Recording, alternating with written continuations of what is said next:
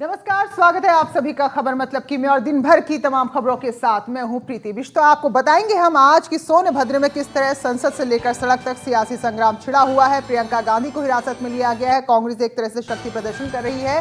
तो वही भू माफिया आजम खान को लेकर क्या कुछ कार्रवाई हुई है और खबर यह भी कि अब भारतीय जनता पार्टी ने अपने राष्ट्रीय अध्यक्ष को चुनने की कवायद तेज कर दी। तो तमाम खबरें आपको दिखाएंगे, लेकिन उससे पहले एक खबर, कुछ तस्वीरें आपको दिखा रहे हैं हम राजस्थान की, जो तस्वीर बताती हैं कि आखिर यहां पर गलती किसी की हो ना हो, लेकिन कैसे हादसे आपकी जिंदगी ले लेते हैं। तो आपको राजस्थान की राजधानी जयपुर की तस्वीर दिखाते हैं, जहां एक कार एक बाइक सवार और दिल दहला देने वाला ये पूरा हादसा जयपुर के बिरला मंदिर चौराहे की तस्वीर है, जहां देखिए आप ये कैसी टक्कर होती है। इतनी जबरदस्त टक्कर कि लगभग 30 फीट ऊपर वो बाइक सवार उछल जाता है। तो सोचिए जरा, क्या इस हादसे को रोका नहीं जा सकता था?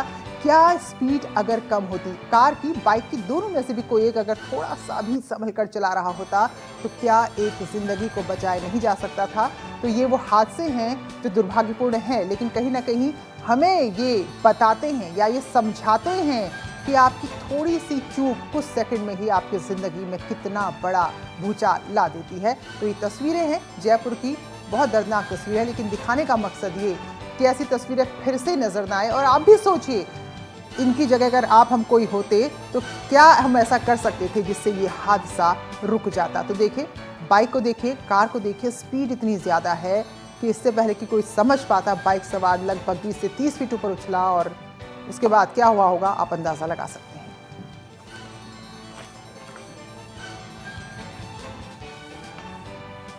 चलिए अब बात करेंगे बीजेपी की। अब जल्द ही बीजेपी का राष्ट्रीय अध्यक्ष चुना जाएगा। पार्टी ने इसके लिए बाकायदा चुनाव अधिकारी की घोषणा कर दी है। अमित शाह के बाद बीजेपी का अगला राष्ट्रीय अध्यक्ष कौन होगा, इसका चुनाव अब जल्द ही हो जाएगा। बीजेपी के राष्ट्रीय अध्यक्ष के चुनाव के लिए पार्टी ने राष्ट्रीय चुनाव अधिकारी की घोषणा कर दी है। बीजेपी ने पार्टी के वरिष्ठ नेता और पूर्व केंद्रीय मंत्री राधा मोहन सिंह को राष्ट्रीय चुनाव अधिकारी बनाया है। राधा मोहन सिंह के अलावा विजय सोनकर, हंसराज अहिर और सीटी रवि को राष्ट्रीय सह चुनाव अधिकारी नियुक्त किया गया है। राष्ट्रीय चुनाव अधिकारी पार्टी के सभी स्तरों के सांगठनिक चुनाव और फिर राष्ट्रीय अध्यक्ष का चुनाव संपन्न कराएंगे।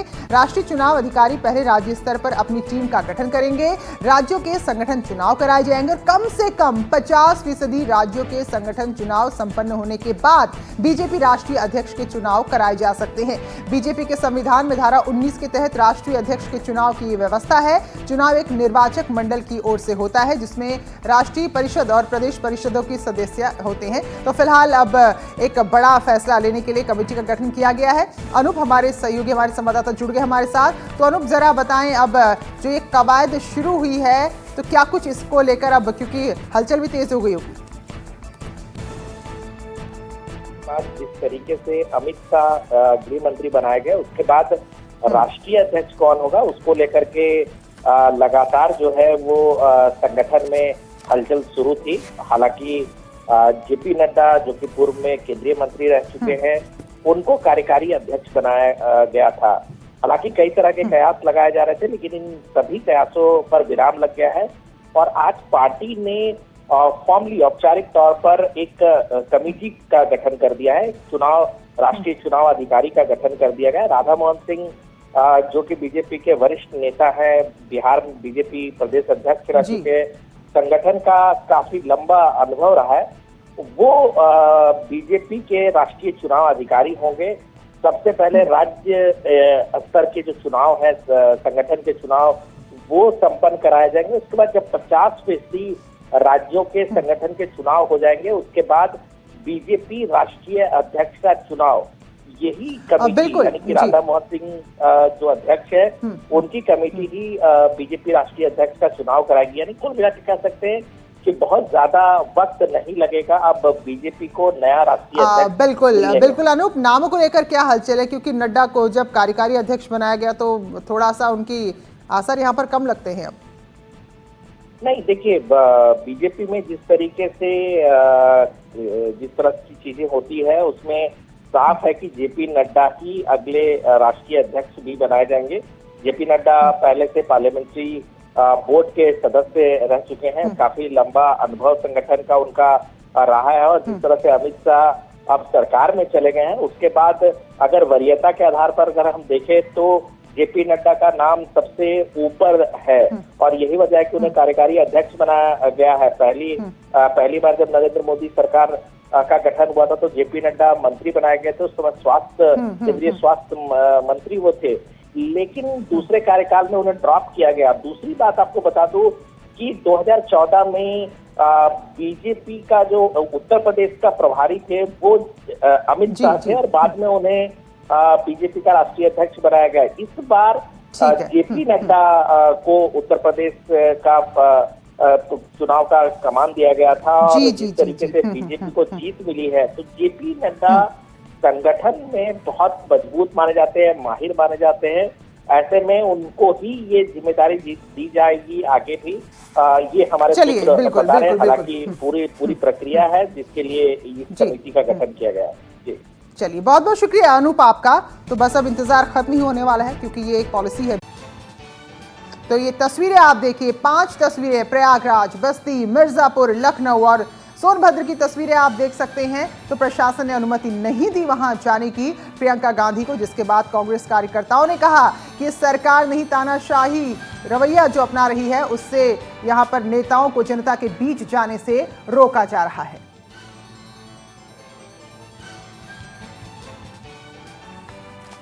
और इस मौके पर हमारे सहयोगी उपेंद्र द्विवेदी ने प्रियंका गांधी से खास बातचीत की है। सुनिए क्या कहा उन्होंने। कि मुझे बताएं कि किस आधार पर मुझे गिरफ्तार किया है। 144 का उल्लंघन का बताया। 144 था नहीं जब मैं वहां पहुंची, बाद में लगाया तो पता नहीं। सर ने आपसे कोई संपर्क किया? नहीं, अभी नहीं। अभी उन्होंने कहा कि मुझे बताएंगे, मैं इंतजार कर रही हूँ। आप दृढ़ संकल्प हैं आज उनसे मिलने के लिए? हाँ, क्यों नहीं, बिल्कुल। तो आपने सुना हमारे साथ जो है प्रियंका गांधी थी जो कह रही थी कि आज मैं उनसे दृढ़ संकल्पित हूं उनसे मिलने के लिए पीड़ितों से, और उन्होंने कहा कि अब तक मुझे बताया ही नहीं गया है कि मुझे हिरासत में क्यों लिया गया। कैमरा पर्सन पंकज सिन्हा के साथ उपेंद्र द्विवेदी, न्यूज़ 18 वाराणसी। तो प्रियंका गांधी कह रही कि जब मैं वहां जा रही थी उस वक्त धारा 144 नहीं थी, बाद में लगाई गई। वहीं न्यूज़ 18 से खास बातचीत में मिर्जापुर के जिलाधिकारी ने कहा कि शांति भंग की आशंका के चलते प्रियंका गांधी को हिरासत में लिया गया है और जब वो रिहा होंगी ना, रिहा होने के लिए मुचलका भरना होगा। धाराओं में जो प्रिवेंटिव एक्शन है, प्रिवेंटिव सेक्शंस होते हैं सीआरपीसी के, उसमें हमारे एसडीएम चुनार जो सक्षम प्राधिकारी हैं यहाँ के, उन्होंने प्रिवेंटिव एक्शन के तहत उनको डिटेन किया हुआ है। तो प्रिवेंटिव एक्शन हमारी 107, 16, 151 धाराएं होती है सीआरपीसी की, इस तहत उनको डिटेन किया हुआ है। तो मुचलके भरने के बाद ही तो अब इस पे उनको रिहा किया जा सकता है? हाँ, अब डिटेन है तो मुचलका स्वाभाविक भरना पड़ेगा। अब क्या लग रहा है वो यहीं रात में रुकेंगी, क्योंकि आप यहाँ पे कलेक्टर हैं तो आपके बिना यहीं रुकेंगी? अभी तक जो सूचना है मैडम यहीं रुकना चाह रहे हैं।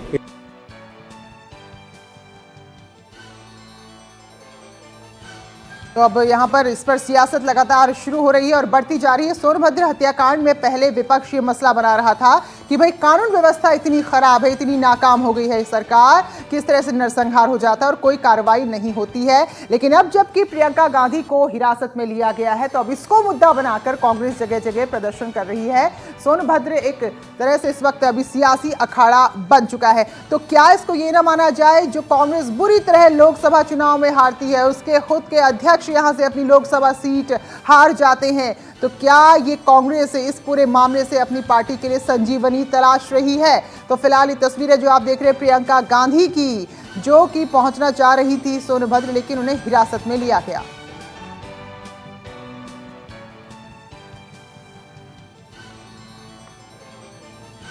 विपिन गोस्वामी हमारे सहयोगी सोनभद्र से इस वक्त हमारे साथ जुड़े हुए हैं। तो विपिन, बताएं जरा क्या कुछ स्थिति यहां पर है अभी? देखिए, अभी मिर्जापुर में ही जो ये चुनार का गेस्ट हाउस है वहीं प्रियंका गांधी है और आपको बता दें ये पूरी रात आज ये यहीं गुजारेंगी। डीएम से जो हमारी बात हुई है उसमें उनका कहना है कि वो इनको किसी भी सूरत से सोनभद्र की तरफ नहीं जाने देंगे और प्रियंका भी एक तरफ दूसरी तरफ खड़ी हुई है कि वो जब तक सोनभद्र पीड़ितों से नहीं मिलेंगी वो यहाँ से नहीं जाने वाली। तो आज यह रात प्रियंका को यही चुनार के गेस्ट हाउस में ही बितानी पड़ेगी और यहाँ पर तमाम कांग्रेस के कार्यकर्ता इस समय भी मौजूद है। जी, तो यहाँ और कोई और नेता पहुंचा है कांग्रेस का बड़ा? देखिए, अभी तक जो स्थानीय नेता है, आसपास के जनपद के जो तमाम कार्यकर्ता है वो मौके पर पहुंचे हैं और वो प्रियंका के साथ यहाँ इसी गेस्ट हाउस पर रुके हुए हैं। काफी भीड़ यहाँ है, सुरक्षा के मद्देनजर व्यापक इंतजाम कर दिए गए हैं। प्रियंका भी, क्योंकि आपको बता दें कि वो इलाका है जहाँ ये जो गेस्ट हाउस है यहाँ पर लाइट नहीं है, तो प्रियंका को भी इन्वर्टर में आज रात बितानी पड़ेगी। ये जो गेस्ट हाउस है वहाँ कूलर लगा है, तो ये शायद प्रियंका की भी पहली रात होगी जो वो कूलर में बिताएंगी। लेकिन वो अड़ी हुई है, जब तक पीड़ितों से उनकी मुलाकात नहीं होती, उनके परिजनों से वो मिल नहीं लेती, उनकी जो मांगे हैं वो मान नहीं ली जाती, तब तक वो यहाँ से नहीं जाएगी। चलिए, बहुत बहुत शुक्रिया नितिन आपका जानकारी के लिए। तो प्रियंका गांधी जो यहाँ पर हिरासत में जिन्हें लिया गया है, तो यहीं आज उनको अपनी रात काटनी होगी और कल जब रिहा होंगी तो उनको मुचलका बाकायदा भरना होगा। तो फिलहाल अब सोनभद्र में जो पूरा मामला हुआ था उस पर राजनीति गरमाई है। कानून व्यवस्था से मामला शिफ्ट होकर पहुंच गया राजनीति में, क्योंकि कांग्रेस अब जगह जगह प्रदर्शन कर रही है कि आखिर प्रियंका गांधी को रोका क्यों गया है। तो प्रशासन कह रहा है कि आशंका थी कि उनके जाने से वहां शांति भंग हो जाती है। और फिलहाल एक छोटा सा ब्रेक ले रहे हैं, लौटेंगे जल्द।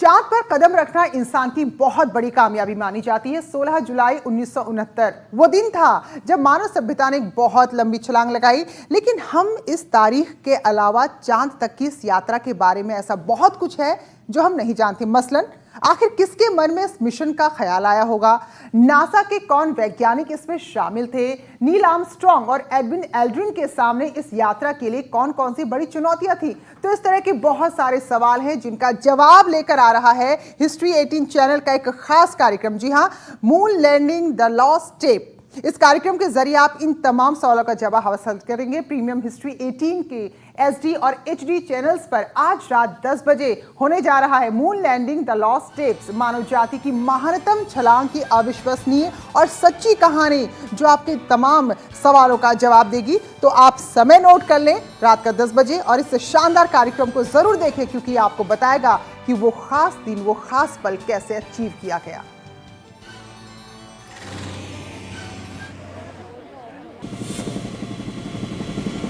वो दिन आ गया, 16 जुलाई 1969।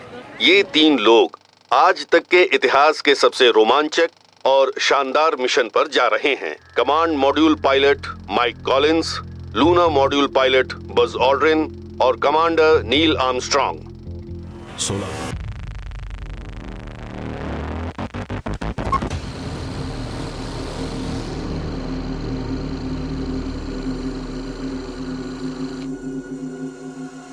Roger, we copy. बड़ी अच्छी छलांग है।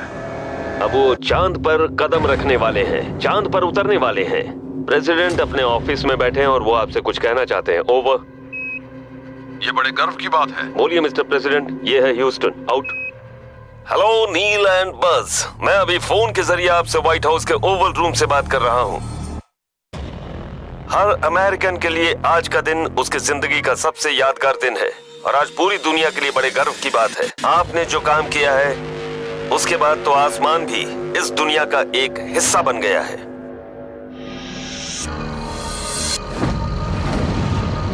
जो भी चेन इतनी लंबी और ढीली होगी उसमें कहीं ना कहीं एक कमजोर कड़ी तो जरूर होगी। Code 1 Charlie. चार्ली 3, 2, 1, 0। सारे इंजन्स चल रहे हैं। वेलोसिटी 2195 फीट पर सेकेंड।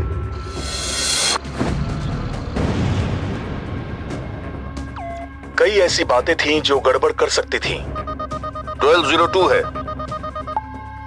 सबकी जान हलक में अटक गई थी। यहां पर सब ठीक लग रहा है।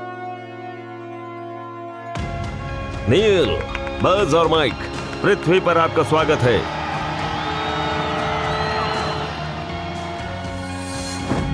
ईगल लैंड कर चुका है। चांद पर इंसान।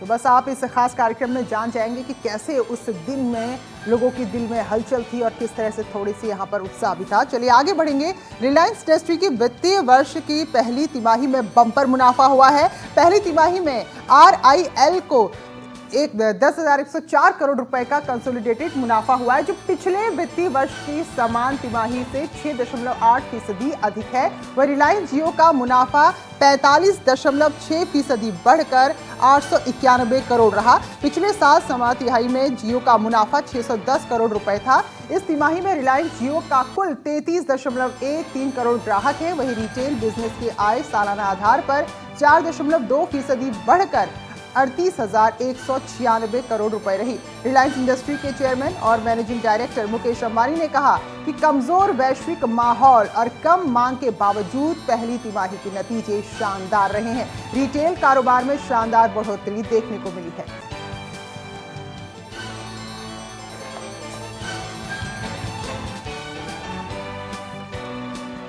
तो इसी के साथ खबर मतलब की मैं आज बस